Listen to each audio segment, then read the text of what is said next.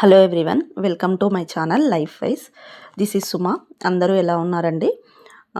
Actually నేను ఈరోజు మంచి ఒక టాపిక్ మాట్లాడతానండి. అంతకంటే ముందు ఈరోజు మెన్యూ చాలా పెద్దదండి మా ఇంట్లో. యాక్చువల్లీ కిడ్స్ ఏంటంటే వెజిటేబుల్ కర్రీస్ ఏది పెట్టినా కూడా తినరండి. ఆఫ్టర్నూను సాంబారు, పప్పు అలాంటివి తింటారు, ఆకుకూర పప్పులు అలాగా.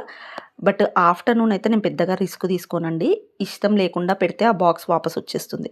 సో వాళ్ళకి ఏదైతే ఇష్టమో అదే చేసి పెడతాను. అది రైస్ ఐటమా ఏదైనా అడగనివ్వండి, మ్యాక్సిమం ట్రై చేస్తాను పెట్టడానికే. సో ఈరోజైతే చిన్న పాప దద్దోజనం అడిగింది, పెద్ద పాప వచ్చేసి నూడిల్స్ అడిగింది.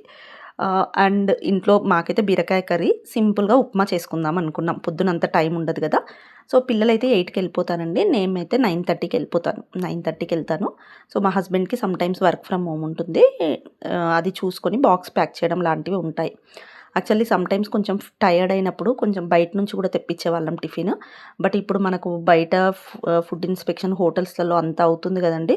రియల్లీ ఆ సిచ్యువేషన్ని చూస్తే అసలు తినాలని ఎలా తిన్నాము అన్న అలా అయిపోతుందండి. సో కొంచెం కొంచెంగా అవాయిడ్ చేస్తున్నాం. అలా అని మొత్తం అవాయిడ్ చేయడం అయితే కష్టమండి.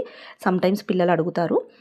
సండేస్ అయితే మోస్ట్లీ బ్రేక్ఫాస్ట్ కూడా బయట నుంచి తెప్పిస్తాము. కానీ ఒక 1-2 వీక్స్ నుంచి తెప్పించట్లేదండి, తినాలనిపించట్లేదు. పిల్లలకు అదే చెప్తున్నాను, ఎంత కష్టమైనా ఏదో లైట్ ఫుడ్ అయినా వండుకొని తిందాం ఇంట్లో అన్నట్లుగా.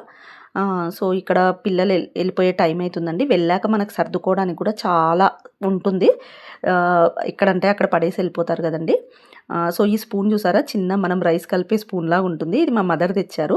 ఇది యాక్చువల్లీ ఇడ్లీస్ తీయడానికి చాలా బాగా యూజ్ అవుతుందండి. చూడండి ఇల్లంతా ఎలా ఉందో. అదంతా క్లీన్ చేసుకొని మళ్ళీ నేను వర్క్కి వెళ్ళాలి. యాక్చువల్లీ నేను మాట్లాడాలనుకున్న టాపిక్ ఏంటంటే అండి, మేము మా ఇంటికి షిఫ్ట్ అయ్యి, మేము ఉండే ఫ్లాట్కి షిఫ్ట్ అయ్యి ఆల్మోస్ట్ 2.5 ఇయర్స్ అవుతుందండి. ఇక్కడ నుంచి నేను వర్క్కి వెళ్ళే టైంలో ఒక పెద్ద ఆవిడ 80+ ఏజ్ ఉంటుంది. పాపం ఆమె కూర్చొని రోజు పువ్వులు అల్లుతుందండి. నేను 2.5 ఇయర్స్ నుంచి రెగ్యులర్గా చూస్తాను. నేను 9:20, 9:30 కల్లా స్టార్ట్ అవుతాను వర్క్కి. సో ఆవిడ అక్కడ కూర్చొని నీట్గా పొద్దున్నే స్నానం చేసి ఎంత నీట్గా ఉంటుందో పాపము.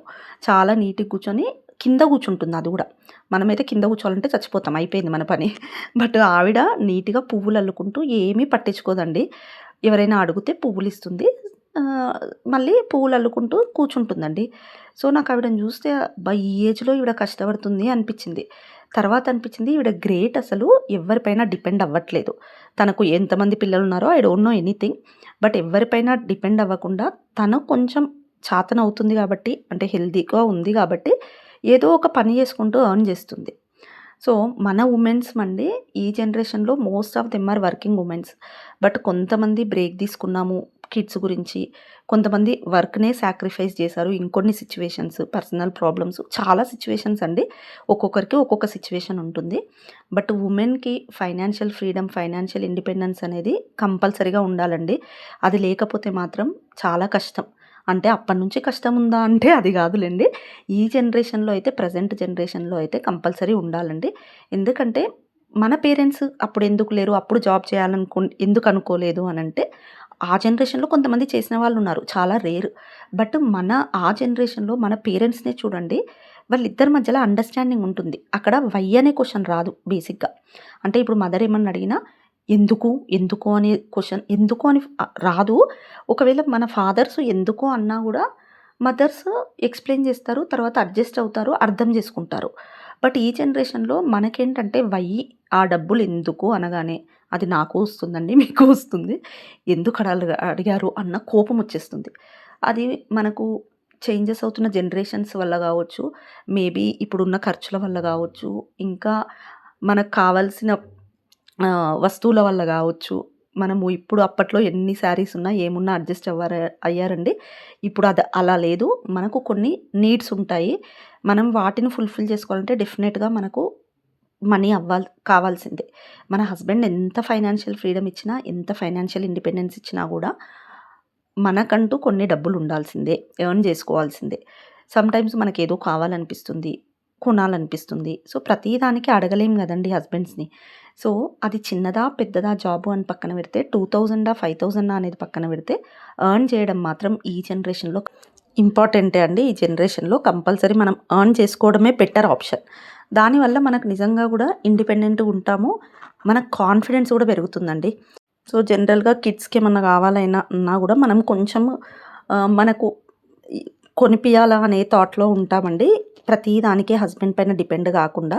అలా అని అందరు హస్బెండ్స్ ఫ్రీడమ్ ఇవ్వట్లేదా అంటే ఇస్తున్నారు, హస్బెండ్స్ ఇవ్వట్లేదు అనట్లేదు.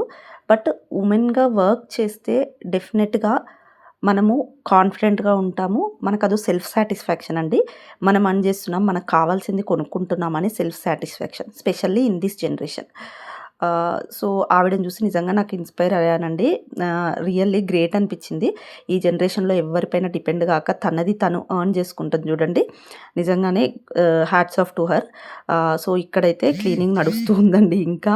ఇవన్నీ మా చిన్న కూతురు ఇవన్నీ పనులు చూడండి. ఆ టెడ్డీ బేర్‌ని అంతా ఏమేమో రెడీ చేసేస్తుంది. ఇక్కడ యాక్చువల్లీ ఇది మా వాష్‌రూమ్ అండి. Kids washroom. ఇక్కడ ఏం చేశానంటే నేను హౌసు కన్‌స్ట్రక్షన్ స్టేజ్‌లో ఉన్నప్పుడే ఇక్కడ పెద్దగా కర్టన్స్ ఏయించి సైడ్‌కి డ్రెస్సింగ్ టేబుల్ పెట్టాను. అంటే మనకున్న స్పేస్‌లో. అంటే ఇప్పుడు డ్రెస్సింగ్ ఏరియా సెపరేట్‌గా పెట్టుకుంటున్నారు కదండీ! బట్ మనకున్న స్పేస్‌లో నేను ఇలా అడ్జస్ట్ చేసుకున్నాను. ఎందుకు అంటే గర్ల్ బేబీస్ కదా! సో, కర్టన్స్ ఏసుకొని డ్రెస్ చేంజ్‌కి అంతా కొంచెం వాళ్ళకి ఈజీగా ఉంటుంది అనేసి. సో, లాంగ్ కర్టన్స్ వేయించాను పెద్దగా. సో, ఇక్కడ డ్రెస్సింగ్ టేబుల్ కూడా ఏం చేయించానంటే కొంచెం డ్రెస్సింగ్ యూనిట్‌లో కొంచెం కబోర్డ్స్ స్పేస్ హైట్‌గా పెట్టించానండి. ఎందుకు అంటే అందులో నుంచి కొంచెం ఎప్పుడు వాళ్ళకి కావాల్సినవన్నీ తీసుకోవచ్చు అనేసి. టవల్స్ అవన్నీ ఇక్కడ ఆర్గనైజ్ చేస్తూ ఉంటాను. ఎప్పుడైనా టవల్ మర్చిపోయిన మమ్మీ, మమ్మీ అని పిలవకుండా సో, టవల్స్ అంతా ఆర్గనైజ్ చేసుకుంటున్నట్లు చూపిస్తున్నాను చూడండి. ఇక్కడ పై వరకు ఉంటుంది కబోర్డు. ఈ ఏరియా కొంచెం పెద్దదే.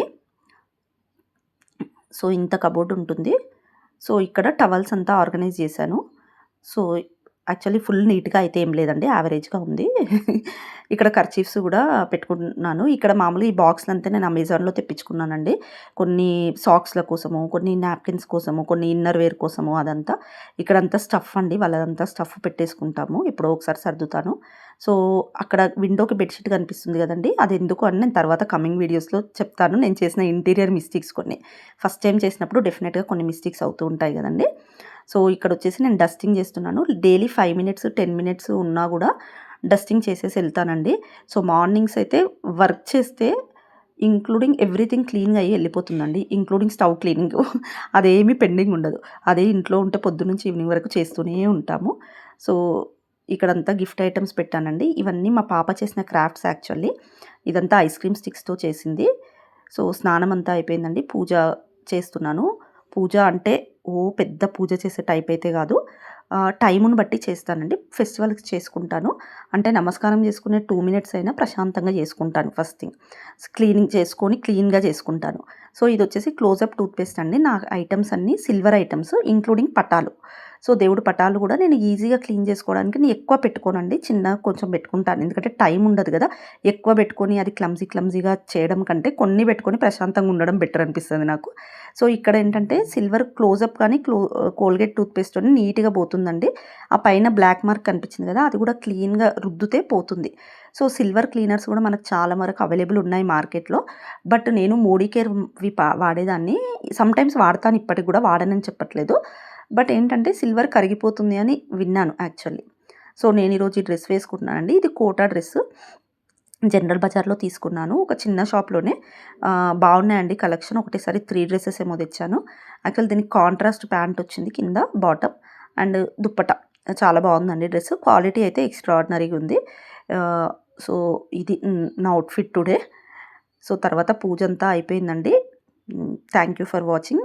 If you like this video please like, share and subscribe to my channel.